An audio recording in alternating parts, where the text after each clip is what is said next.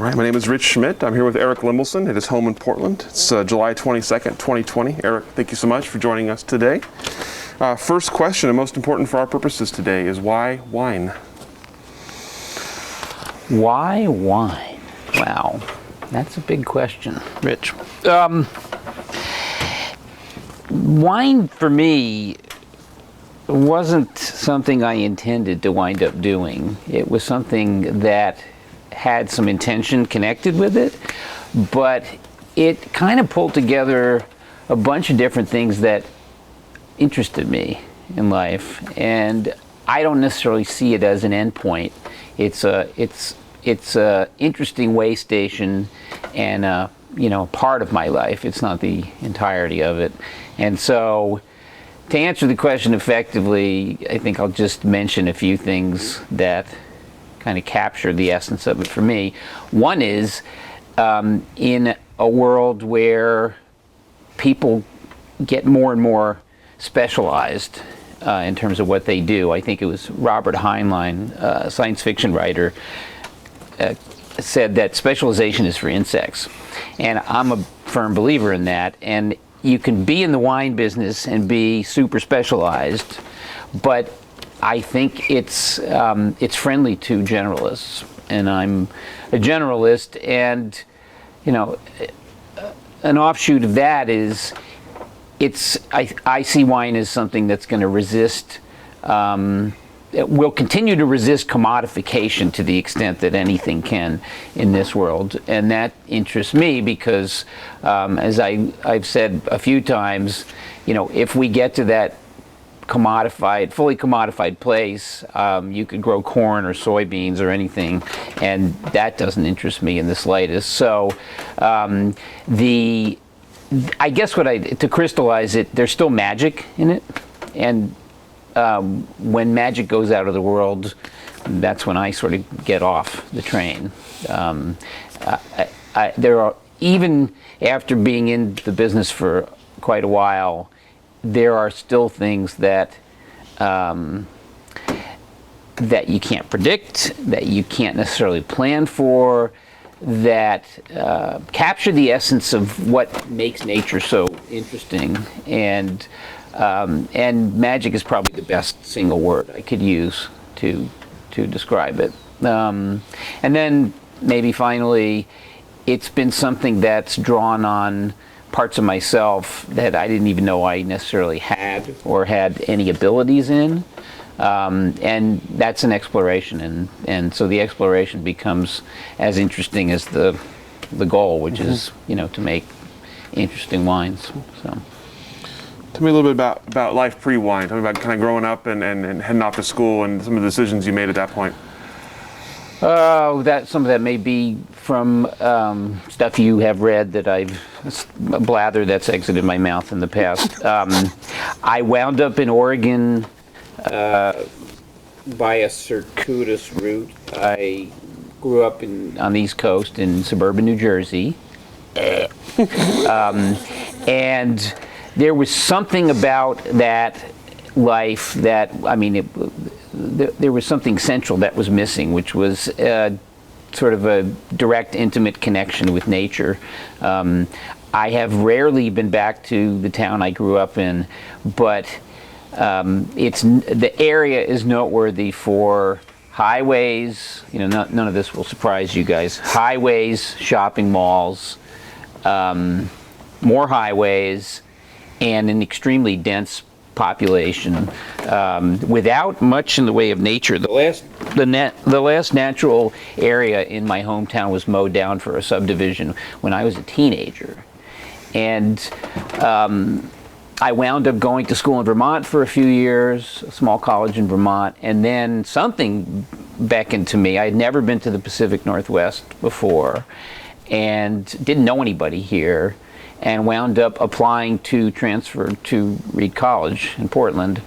And when I got here, I didn't do a lot of deep dive in terms of homework to figure out where I was going. I just had this sense that it would be an interesting place, and I had heard some stories which I will not repeat because some of them are probably not repeatable on camera.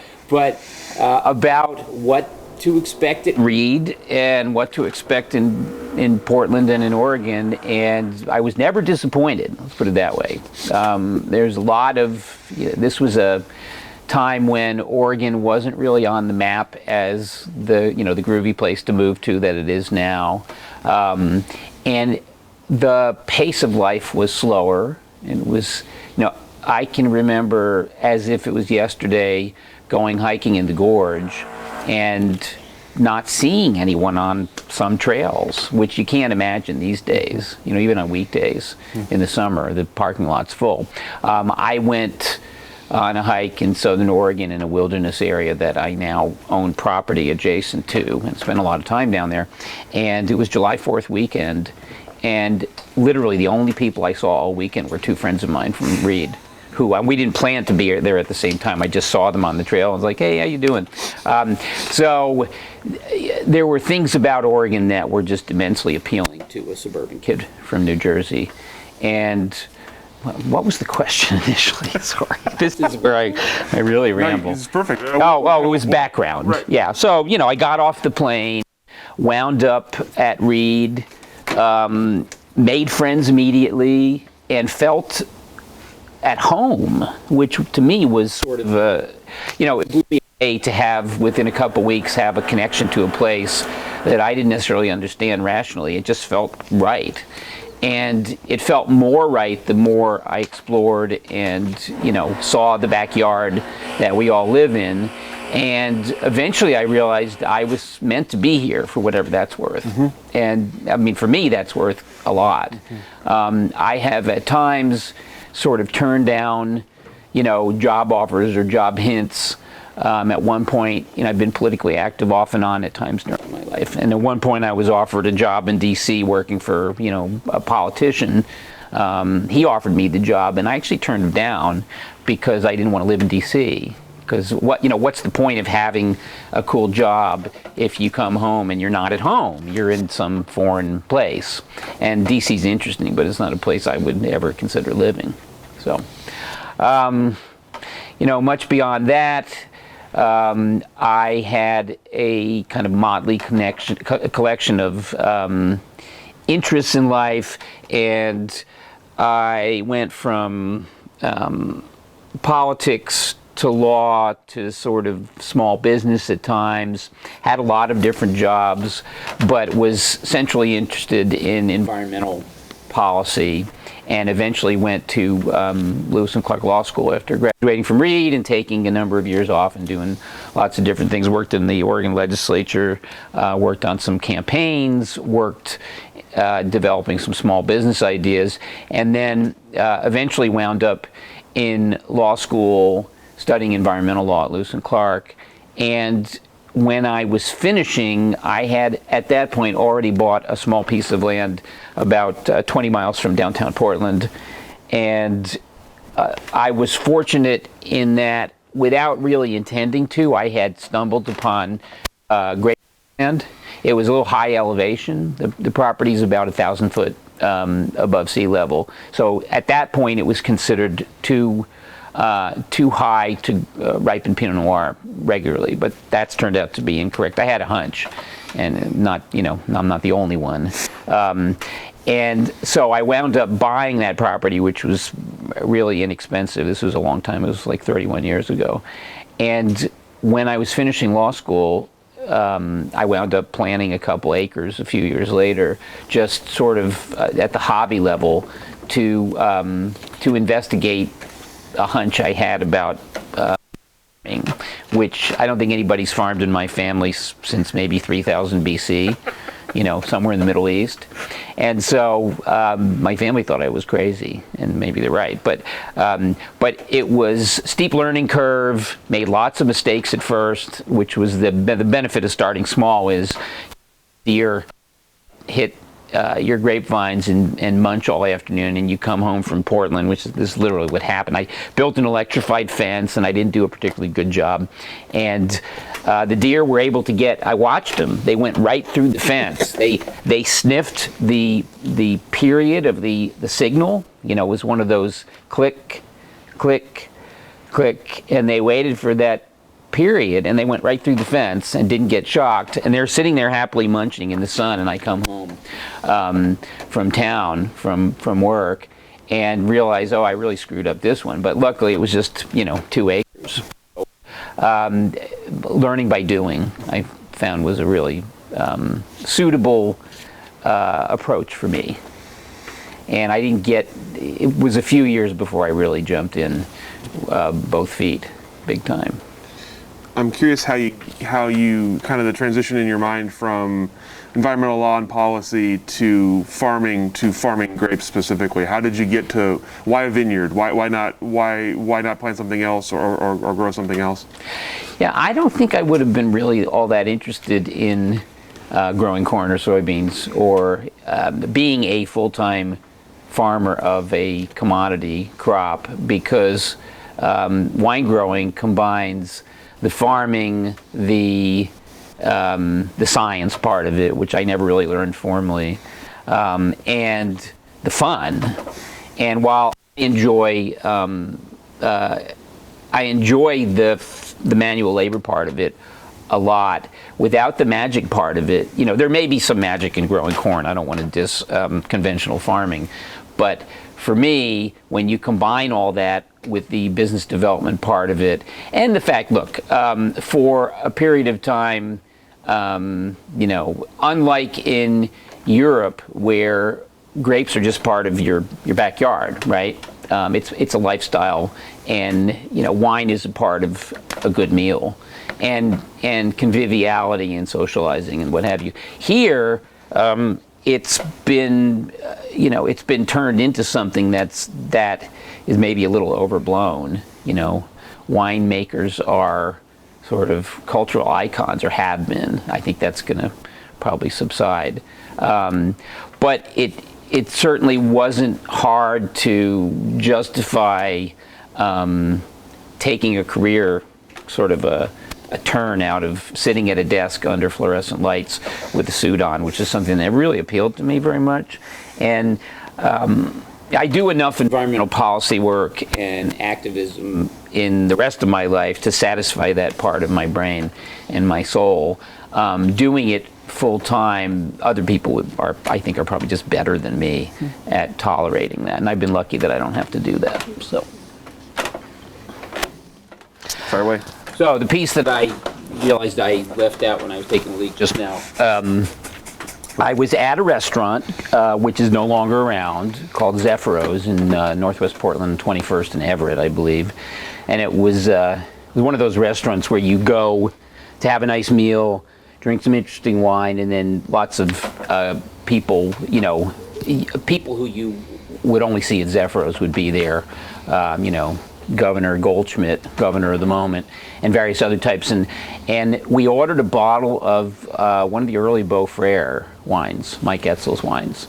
And I looked at my friend Rich at dinner, and we both had this moment where, a moment of recognition, like, whoa, this is pretty amazing, and it's made in our backyard. And in my case, Mike lived almost literally down the road from where I was living, and I realized I might not make a wine exactly like this, but this is a remarkable experience, and I have an opportunity to make something really interesting, and do it myself, interpret it in my own way, and hello, and that's Natasha, and carve my own path, so to speak. And that was sort of a central moment. The next day I called Mike, and I brought the bottle home. You need to close the door?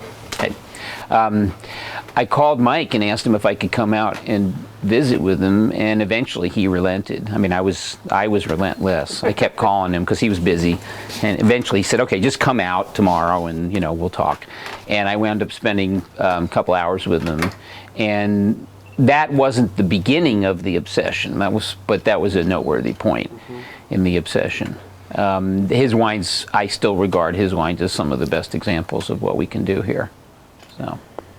What did you take away from the conversation? Was that what spurred you to think that you could do it? Like, what spurred you to think that you could do that? Oh, I already thought it when I went to visit him because, what I've realized over the years is there may be approaches to making wine and growing grapes that are unique or different, but there probably aren't any real secrets in the wine business. The best known secret is that you work hard and you have an attention for detail, and you pay attention to little things that matter in the aggregate, and that's where your intention is converted into action, is into results. And so I think what I took away was probably a little more detailed sense of the hands-on-ness of it. Years ago, when friends of mine and family from out of state would ask about what I was up to, and I told them, and they had this sort of embedded attitude that in the wine business you put your feet up and someone brings you a mint julep and the work all happens around you, and at the end of the day then you have this product in a bottle that you go and sell, and we've disproved that a long time ago here, because I don't know a lot of successful wineries or wineries that make good product that do it by the joystick method. It inevitably involves a lot of hard work and that attention to detail. So that's probably what I took away from Mike.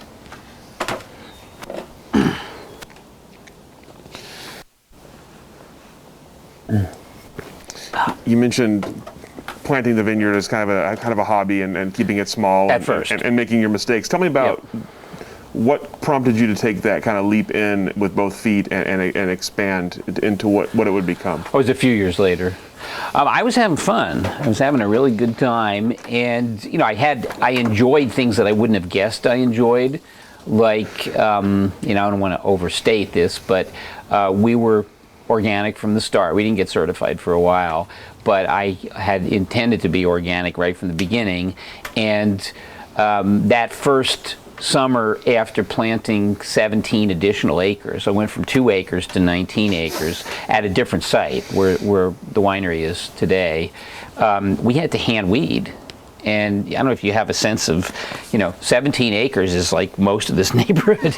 And I was me and 2 Reed students. Unfortunately, I discovered after the first couple weeks that their efficiency decline after lunch had something to do with what they were doing with lunch, which was smoking a big fat one, and they go behind the barn and disappear. And they were a couple, and I thought they were just going there to hang out and make out or whatever. But they were doing a big joint and then coming back, and I spent the entire afternoon sweating, and they were kind of lollygagging along. I enjoyed that hand weeding, much as it sounds weird, but at the end of the day, I could see what we had done, and we had to jump around because the weeds would pop up all over the place.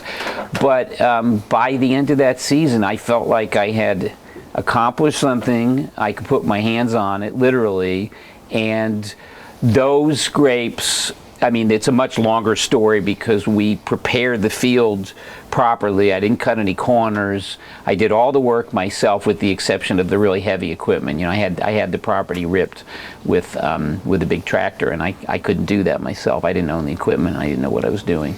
But apart from that, I did it all myself. I did the research. We literally sowed 17 acres of cover crop seed, bin by bin, and it took a while. It took like a week to sow, because I was, I really paid attention to detail. We probably did way too much work, compared to what I would do today. But those are still some of the healthiest vines we've had, we've planted. Tell me about learning to grow grapes. Was there anything surprising to you about the growing grape process, about choosing varietals or the actual planting and growing process? Was there anything surprising? I think there were surprises all the time. Yeah, I started from a foundation of zero personal knowledge of farming, and nobody in my family. I shouldn't say that. I had an aunt who just died. I'm trying to think if it was this year or last year. was within the last year and a half. She was in her 80s and had dementia, but she owned a couple acres in South Jersey, down in Springsteen land, down near wherever Springsteen grew up. And it was Englishtown, New Jersey, and she had a huge organic garden in her backyard, and she was a landscape architect, and she was inspirational because she was fully organic, and she was reading Organic Gardening magazine back when nobody read that stuff. I went to visit her, it was like 3 or 4 years ago, and she was in full-blown dementia, spent most of her day either in bed or in a wheelchair, and was non-responsive. She basically was staring off into space. I took her outside. She was in New Jersey, within view of the Raritan Bay, where I was born in that town, and my family was from that area, at least my mom's side. And the point of the story, I wheeled her outside, and we went over within view of the water, and there's some boats going by, and her name was Isla. I said, Isla, I wanted to just let you know that, your organic gardening was an inspiration to me when I started the Vineyard. And it was the only time in that visit she was looking down, and she looked up at me and smiled and said, really? Was this the moment? And then she went back to that state.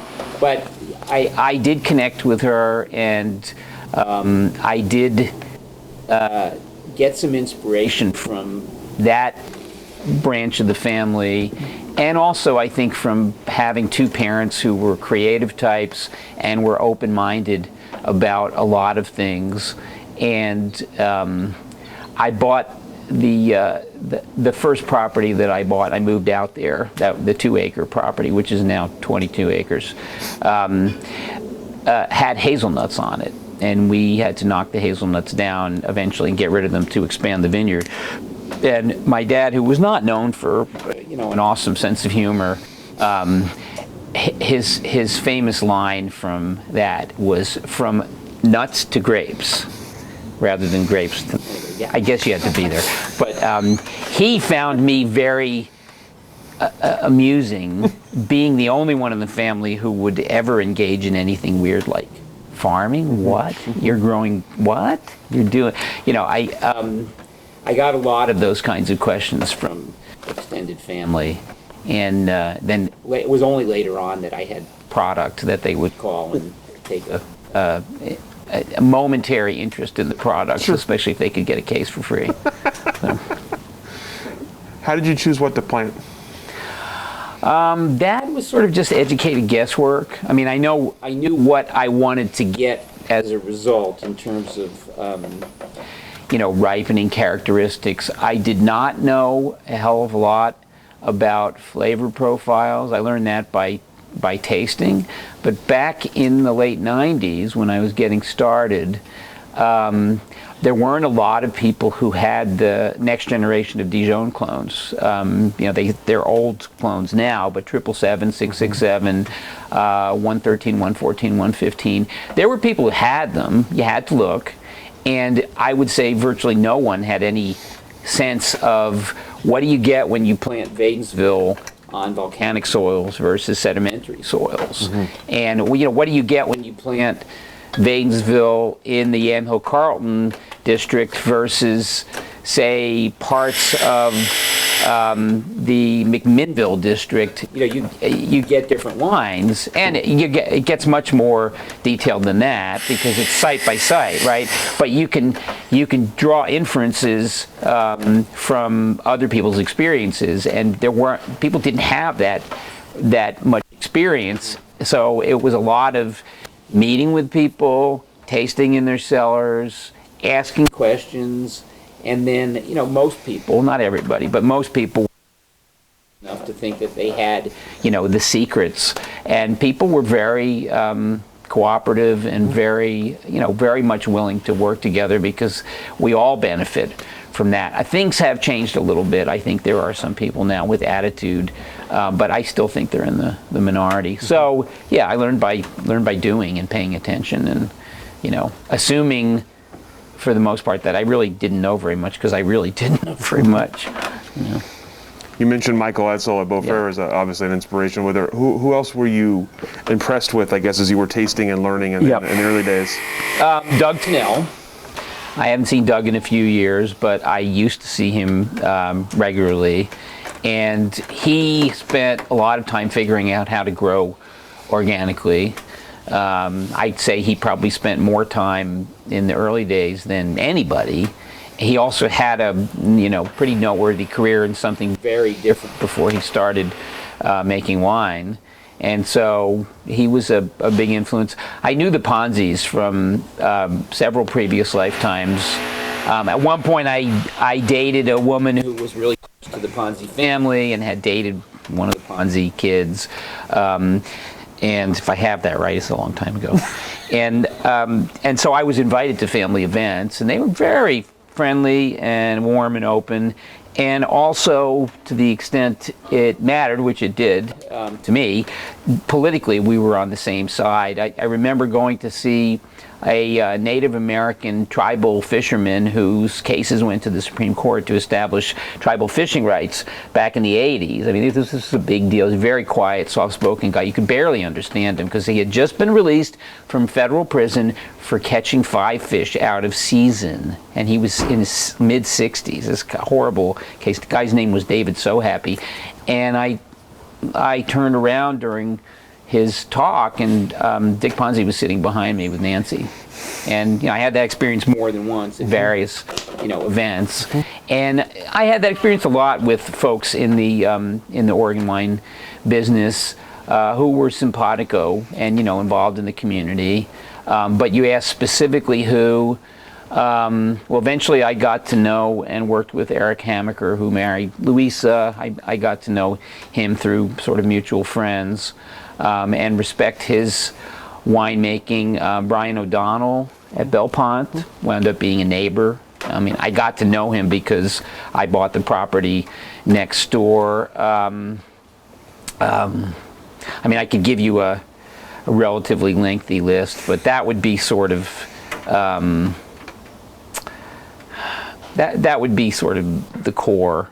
There were a couple dozen other winemakers who I got to know pretty well. But so take me through the next step, which I guess would be designing the winery and building a winery. At what point did you decide that was something you needed to do, and take me through the kind of process of creating it? Yeah, it was pretty early on that I decided. I would say it was probably about the time I was planting that second block of grapevines, the 17 acres, which became 29 acres the next year. You can see where this is going. I realized fairly early on that at that point there wasn't an enormous amount of custom crush, or I wasn't aware of it, and having a mom who was an interior designer and a dad who was an engineer and an inventor creating things was part of the background noise in the family. And I wound up having a little bit of a knack for design that I didn't know I had, and wound up really enjoying most of that. Dealing with the contractor, the business side of it was a drag for all the obvious reasons, but the creative part of it, building design, and sort of my nascent interest at that point in green design, which we didn't really do much of with the building. I had intentions to do that, but this was 23 years ago, and there were people doing that kind of work, but they weren't that easy to find. But to answer your question, that played into the picture early and was sort of integral to the whole process for me, because then it involved some architecture, some winemaking, which I hired Hamaker to help me with, because I really knew. I had worked one vintage at that point. I really didn't know very much at all, and I had, chemistry class was high school. I won't go into that, but it had been a long time. Much time had passed, and most of that stuff was gone. So, I did ask for help a lot, and I was lucky to find great people to work with. As you went into to design the facility, obviously you decided on a gravity flow winery. You did some kind of interesting. That was Hamaker's baleful influence. I think he wound up designing the building that he wanted to if he had had the budget and the intention, and it worked well. We worked well together. So. I'm not sure that was your question, but Yeah, you answered it. I'm curious about intention as you had it built. What was your intent for the winery? What was your intent for the brand? I think my intent was to make great wine. Pinot Noir is a fundamentally different experience than anything else for all sorts of reasons. One being that the best Pinot Noir comes from marginal climates. Cabernet ripens, that place south of us, California, and ripens all over the place. But to make great Pinot Noir, you don't want to be in a warm climate zone that ripens reliably every year, because especially now, as the effects of climate change become obvious to everybody, not just folks who are paying some attention. We get more and more warm years, and the years when your dog could make good wine are not the years when you make the best wines. Mm-hmm. Not necessarily the years where it starts raining on September 15th and doesn't stop until the following June. Those are not the best years, but somewhere in between, there's a narrow range, and that's not the only influence that's critically important, but it is pretty important, and it certainly played a role in there's a mystique around Pinot Noir that's, I think, is actually justified, because it is harder, it's more challenging to make great Pinot Noir than a great Chardonnay, although we could talk about that too. I'm drawn to challenges, and that carries its own set of outcomes. But intention-wise, my intention was to make great wines and do it with some respect for place. I mean, that's these are all sort of things you hear every day in the wine business around here. But because I had moved here from another part of the country, and because I had very strong attachment to place, it actually, I'm drawn to the literature about place, to the mindset, and to the life experience. There are only a couple other places on earth that I've been, that I have that feeling of home. Mm-hmm. You could probably guess one of them, New Zealand, South Island. And then oddly, the other place that I'm drawn to is Bhutan in the eastern Himalaya, because when you're hiking in the mountains there, you're actually at the same latitude as Miami. But because it's high elevation, you find many of the same. I mean, the forest there, if you closed your eyes and you opened them and you were suddenly in the eastern Himalaya, there would be places where you'd think you were here, in the Oregon Coast Range, or in the, forest primeval in what used to be, the old growth forest of the Cascades and the Coast Range. I'm not sure where I was going with that, but anyway. What was the biggest challenge to getting a wine business started at that point? My challenges have been around sales and marketing. Because to me, branding was something you did with cattle, that nasty habit that they have. I didn't have any business background, and my attitude about sales and marketing could probably be summarized in, if you make great wine, they will come. Mm-hmm. They, whoever they are, will come and buy it. Mm-hmm. I didn't give a lot of thought to it, and eventually I think that caught up to me, because we wound up with a lot of the theory was that site diversity is important. Ultimately it was based upon sort of a European model of small parcels in different places, giving you a lot to work with in the winery. And that's a great theory until you get to the place where all the vines are mature and they're producing at 2 to 3 tons an acre, and you have to sell all that stuff, and that's where things get challenging. Can you let the scrofula out? She is desperate. Come here. Anyway, I still don't know much about sales and marketing and branding. I'm learning as I go, but I'm definitely not. I'm not the best self-promoter. Let's put it that way. What was you had talked about some of the people who had influenced you and some people you were meeting in the industry. What was your sort of impression of Oregon wine as you were getting into it? What did the industry look like? What did it look like from the outside? What did it look like from the inside? I didn't really have a good sense of what it looked like from the outside because I did jump in, over the course of a couple of years, I went from 0 to 75 or 80. What it looked like as a consumer, limited amount I could say, is it was friendly, accessible, and had strong influences from sort of the back to the land hippie thing, which I was certainly entranced by. I'm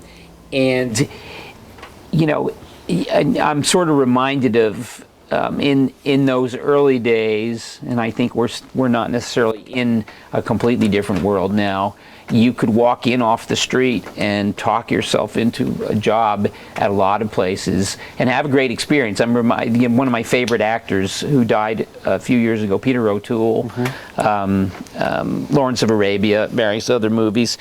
He was interviewed by Terry Gross about 20 years ago, and when he died, they replayed the interview, and he literally hitchhiked on a truck into London from where he lived out in the boonies somewhere, and walked into one of the most famous theaters in the UK. I don't remember the name because I'm not in that world, and talked his way into an audition and then a role in a great production in London. I don't think you could do that today. I have my doubts. And Oregon still had that accessibility thing, which was very appealing to me. Etzel, I think, Mike regarded me as kind of an odd duck who was a pest, and I got to know him, and he was friendly enough. Once you get past that sort of, I'm busy, I got a lot to do today, what do you want, that thing.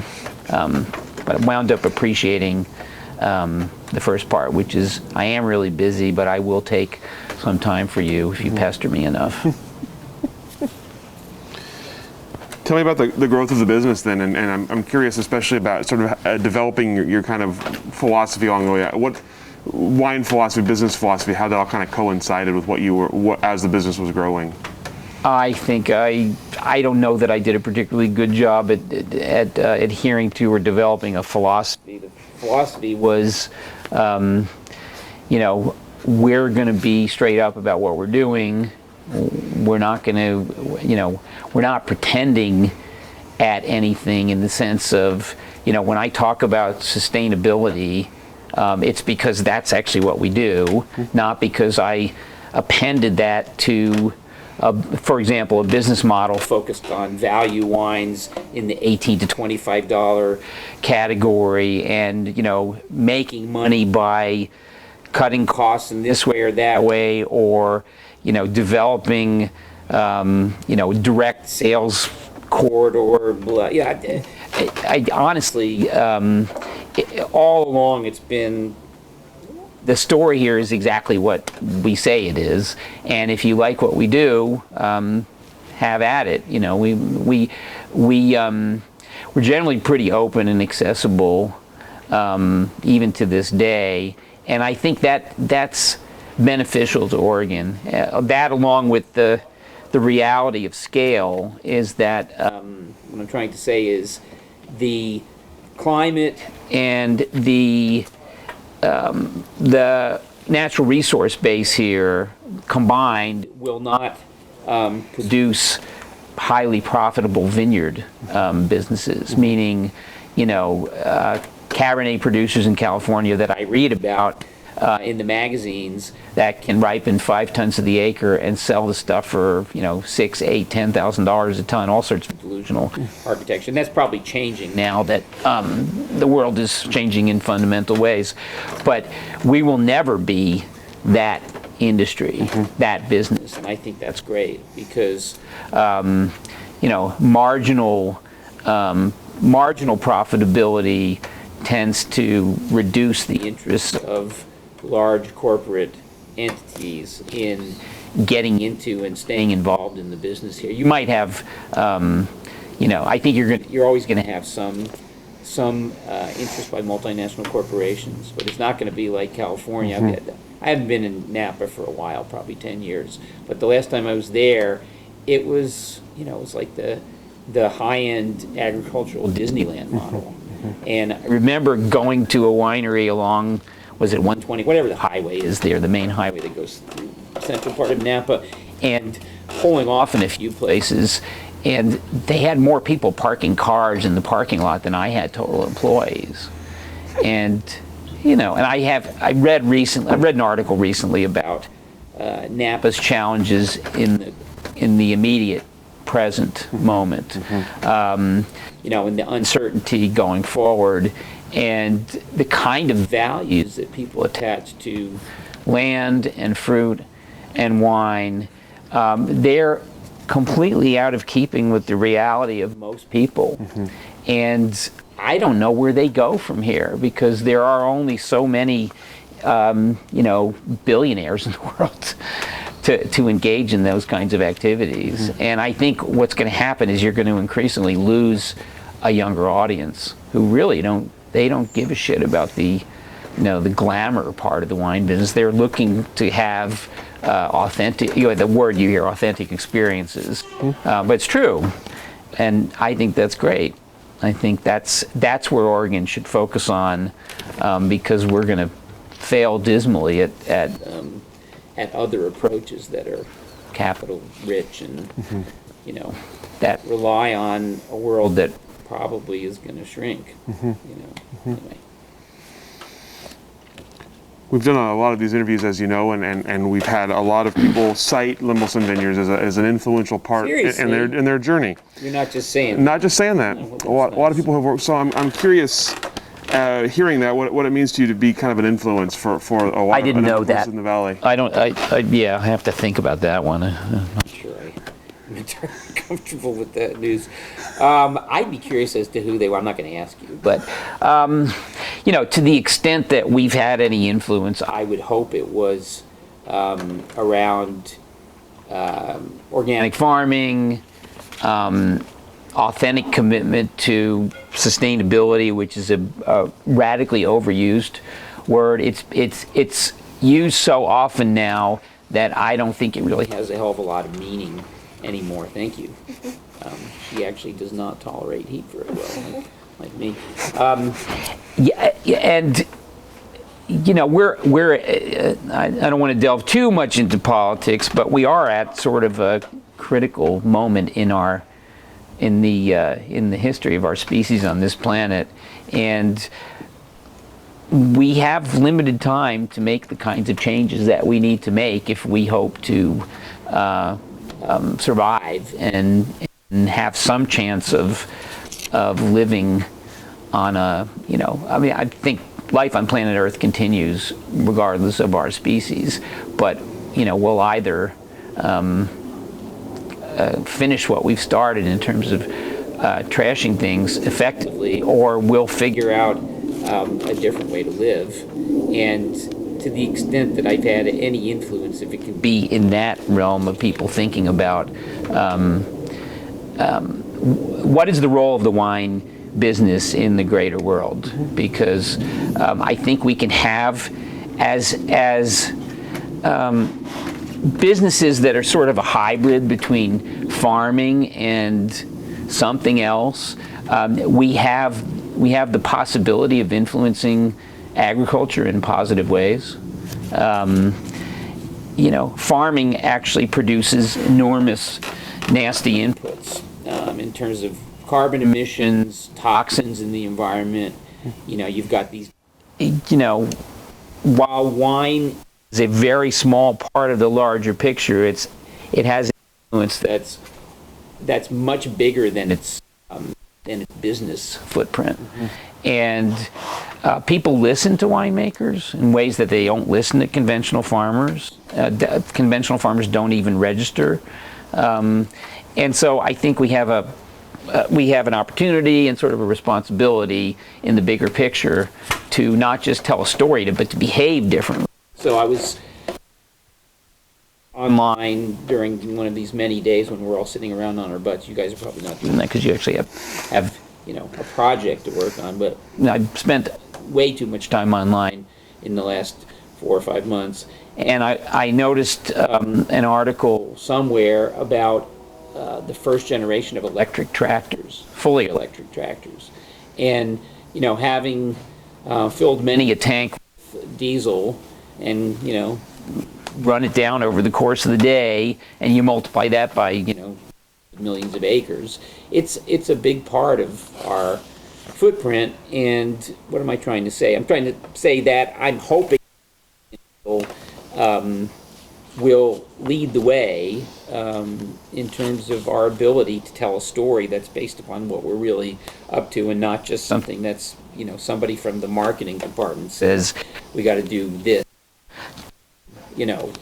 Convince our customer base that we're keeping up with current trends, whatever, that kind of bullshit. So I am curious if that's the. I can't imagine that. It's hard to imagine that we've had influence in terms of the winemaking part of things, because there's so many good wines coming out of Oregon now, and there's more than a handful of small producers who are doing really interesting stuff. But that other side about the sustainability part, that's where I hope, hope we've had some impact. And on that note, obviously you're involved in many things outside of wine. So tell us a bit about some of the other projects, foundations you're a part of, and the point. Water. Sure. And, I am involved with that, relatively often as an officer of the foundation, and in September I'll be the rotating president for 2 years. My brother and I switch off every 2 years. That foundation has only, in the last couple of years, started doing significant grant making in the area of climate change mitigation and adaptation. So that is drawing me in. Historically, we've focused on spreading the message about the impact of invention and innovation on economic development. And since my dad's death, my brother and I started an international program that focuses on the benefits of innovation to the developing world. And we have programs, we've had programs in Peru and other parts of Latin America, in Kenya and Tanzania, in India and Nepal. Not so much in Nepal, we've had a few grants in Nepal. And then episodically in other parts of the developing world that have had various focuses at various times. We've experimented with what works in the developing world because innovation plays an important role globally in development, but its impact on specific economies is widely divergent depending on the legal system, depending on what the source of income is for people in different countries, and does the culture support innovation broadly? And we came into the game with some theories, but without a lot of we didn't have history in that area, and so we've been experimenting with a lot of different models.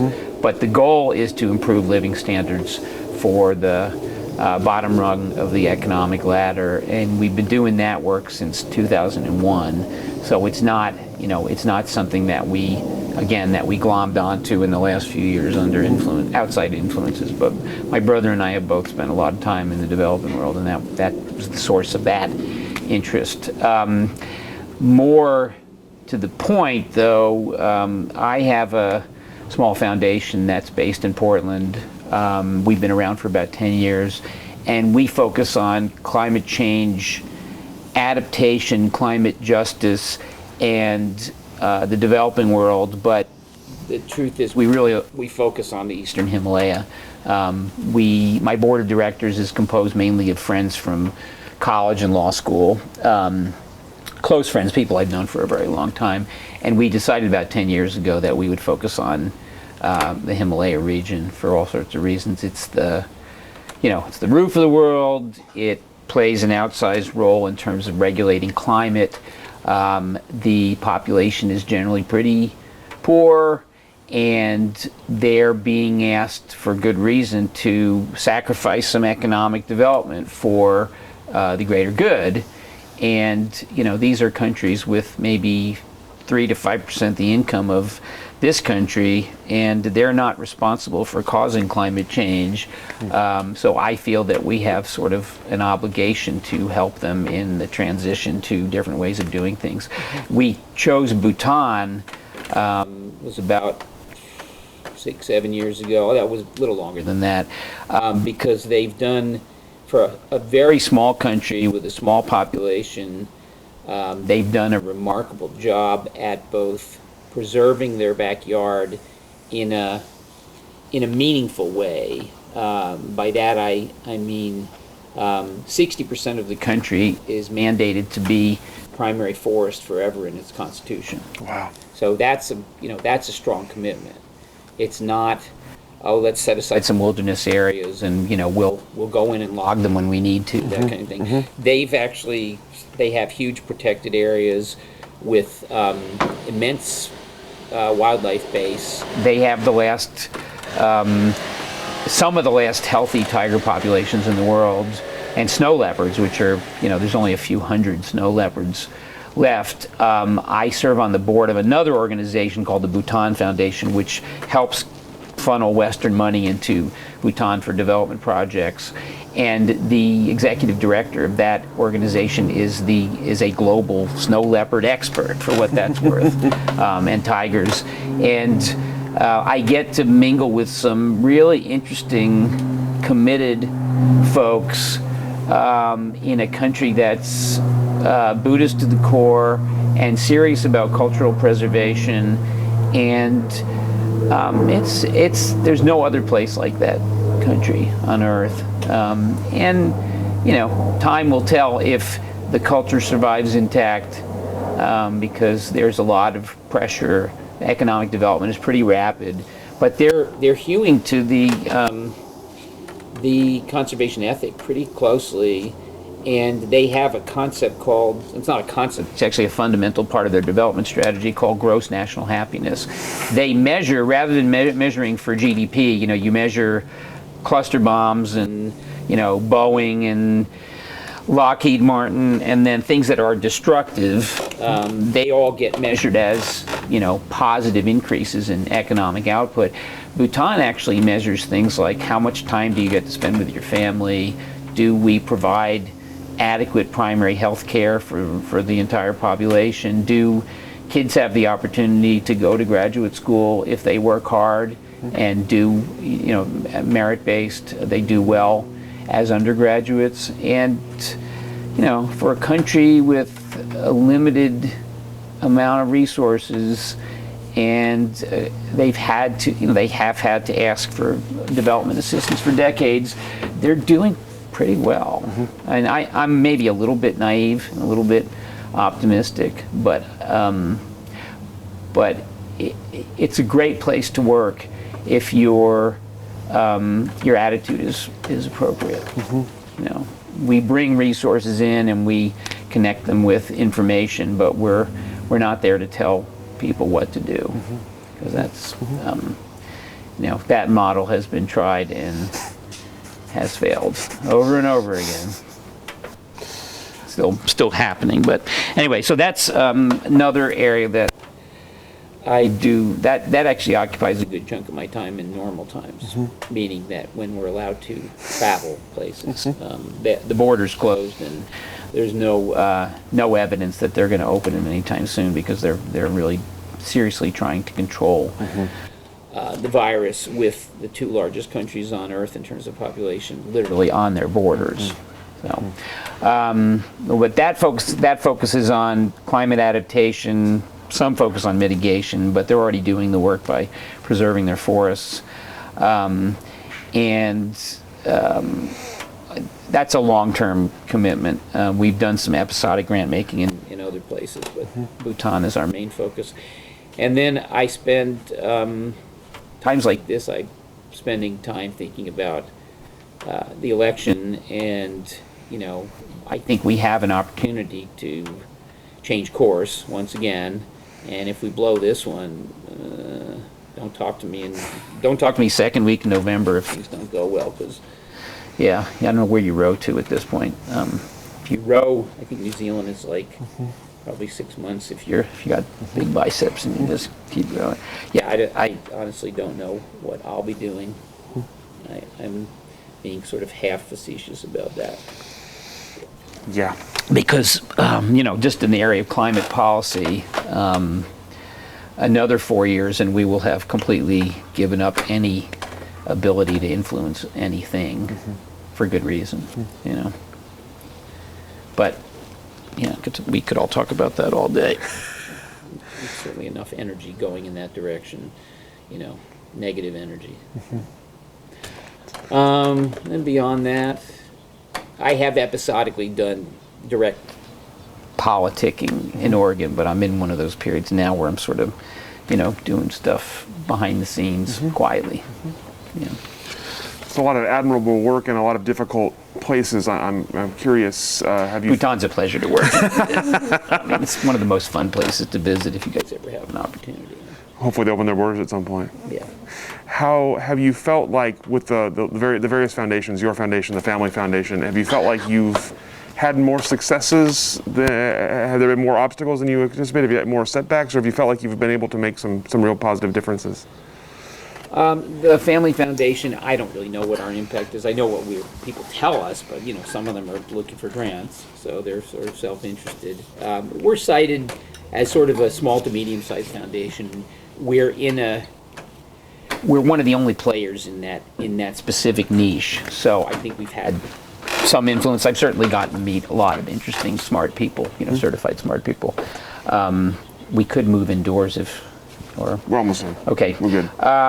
The Karuna Foundation, which is the foundation that works in Bhutan, we're just very fortunate to be able to work there, and I've been really lucky to meet the right people at the right time. I was invited to meet a member of the royal family 6 years ago in New York. She's a sister of the current king, and she went to Stanford, was study buddies with Chelsea Clinton, and has spent substantial time in the U.S. So she's very familiar with American culture, and we hit it off right away.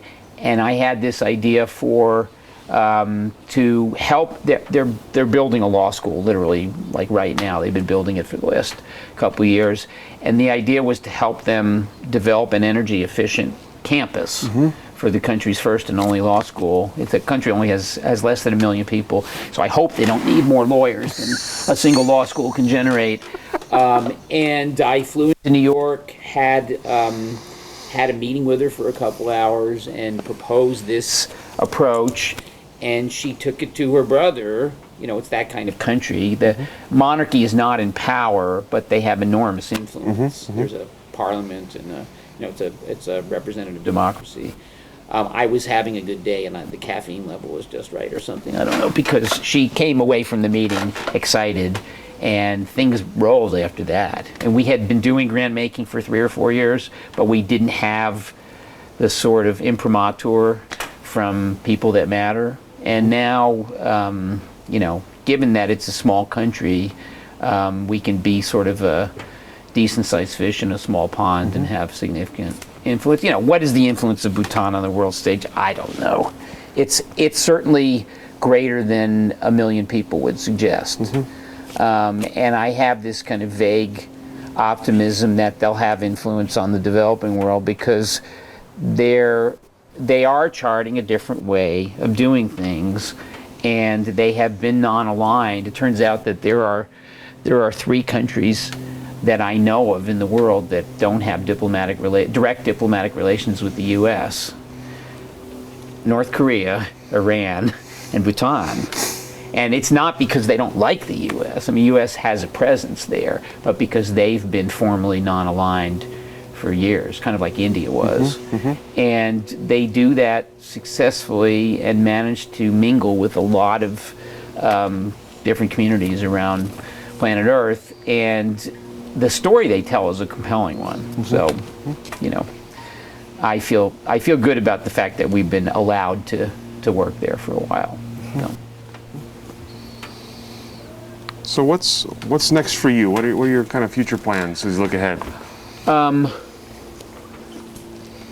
I'm actually, oh boy, I don't know how much of this I should get into. I'm looking to downsize the winery, and I might be, depending on what shakes, you know, some things out of my control, I might be designing and building a small facility in the next 2, 3, 4 years that would be more suitable to the size that I would rather be at. We're just too big. But there are elements of that are really not in my immediate control, and I also want to take a pause now and see where things shake out after this moment that we're in, because I don't think anybody's smart enough to know really where things are going. And wine is a luxury good.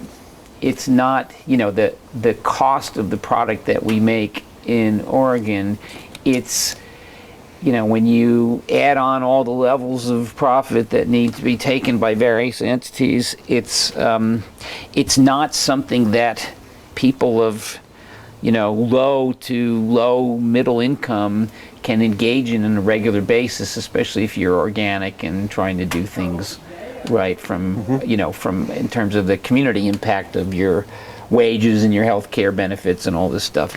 It still amazes me that we're allegedly the wealthiest country on earth and we're still talking about health care, you know, globalized health care for our population, probably 70, 80 years after we started having the conversation. But so, you know, I'm not going to jump into that immediately, but if it seems like it's a smart thing to do, I might start a couple years from now. Beyond that, you know, a lot actually does depend on the election results, because if things go well, there will be a lot of work to be done on the policy end of things, in terms of what's necessary. You know, the kinds of decarbonization of the global economy, it's a huge project, and I'm active with a couple organizations on that front, and if the election goes well, there'll be a lot of work to do, you know, to make sure that stuff, and I'm not claiming to have any influence on processes in DC, but, you know, I work with organizations that will be doing some of that work. So. And beyond that, I hope to have some fun. And, you know, one of the big questions, I was just reading about this before you guys showed up, is, you know, it's on a lot of people's minds, is, you know, what role does jet travel play in all these lifestyles that we lead? And, you know, what is necessary versus what is sort of over the top and out of control? And I haven't answered that question, but I need to, because I hop on a plane and wind up on the other side of the earth, you know, 3-4 times a year, and there's an enormous impact. There's an enormous footprint from those decisions. And, you know, do I want to give up going to a place where I'm working, where we do good work, and people if you're not there talking to people, spending time with people, developing relationships, your influence is pretty limited. So I don't have an answer for that one. That's a tough one. Because I don't think we're going to have carbon-free jet travel anytime in my lifetime. I could be wrong, but that's, you know. The matter transporter is just days away, yes. right? What about for the Oregon wine industry? What Again, you know, I don't have any kind of a crystal ball. I think it is one of those, you know, different paths can be taken from here forward, and it remains to be seen how much success Oregon will have at marketing itself globally. People have been talking about selling wine in China for years. I see no evidence that Oregon is going to be successful at that. I know lots of people who've tried, and we've made sort of rudimentary attempts over the years, mostly completely unsuccessfully. If we can't, what we need to do is keep the reputation for quality, keep a focus on small-scale production, because I don't think we're going to compete in the $15 to $20 Pinot Noirville. There's a few Oregon businesses that can do that, apparently. There's only one that I can think of that's doing it successfully, and there's limited room for expensive wines in the world. I don't think the market for ultra high premium, $75 Oregon Pinot Noir is going to grow hugely. Maybe I'm missing something. So I think we have to continue to, my personal feeling is the focus on organic and kind of beyond organic viticulture is where things should be. And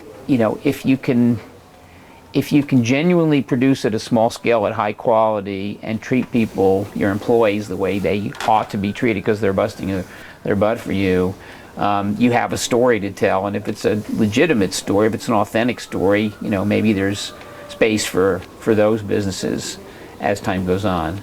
But again, commodified agriculture, I don't see how we do that here.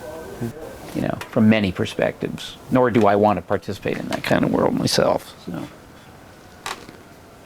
Right. So the questions I have for you, is there anything I didn't ask that I should have, anything we didn't cover today? On the I would side? want to talk a little bit more about climate change, but I'm sure you're talking to a lot of people about that. We are, issue. but maybe not some people who know quite as much as you. So if you have something you'd like to add, feel free. You're kind of an expert on the issue. Yeah, I've kind of hinted at it, but I do think we're at an inflection point, and there's not much time.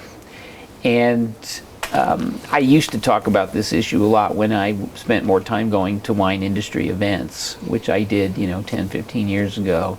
I don't do much of it anymore. In fact, I do virtually none of it mostly for personal reasons. But at that point, it was like, oh yeah, we'll deal with that later. A lot of people thought that way. Well, it's later is now. We're actually we're actually at the tail end of later, and very soon, it will be late enough in the game that I'm skeptical that our societies will engage in the work that needs to be done. But there's still, I'm still vaguely optimistic because renewables have caught up with and sort of sprinted past conventional power sources in terms of the economics. And if you had told me 10, 15 years ago that solar costs would be competitive with coal without subsidies globally now in a lot of places, I would think you were completely delusional. So the fact that that's true, and that Trump has spent 3.5 years trying to promote coal and dirty fuels, and it's been spectacularly unsuccessful.